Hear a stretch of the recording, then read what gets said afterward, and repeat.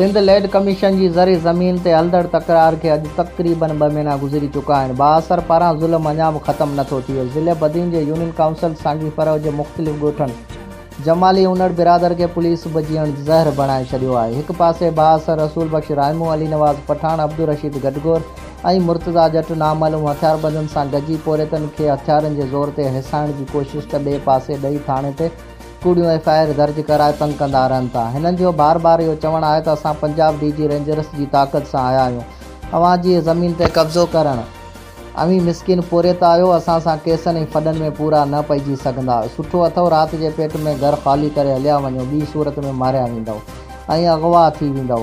Police बि बाअसरनि जी धुर बणियल नज़र अचे थी। आख़िर केरु आहे जेको इन्हनि ग़रीब ऐं मिसकिननि जो साथ ॾिए, हिननि खे हिन ज़ुल्म खां निजात ॾियारे। हिननि रोहंदे मीडिया सां ॻाल्हाईंदे अला अमलदारनि ज़िले इंतज़ामिया वज़ीर आज़म इमरान ख़ान साईं मुराद अली शाह जमाली उनड़ जे सरदारनि साईं अयाज़ लतीफ़ पलेजो डॉक्टर कादर मक्सी ऐं वसवारनि खे अपील कई आहे त ख़ुदारा असां ताईं ज़ुल्म हटाए बाअसरनि खे क़ानूनी कार्रवाई करे इबरतनाक सज़ा ॾिनी वञे।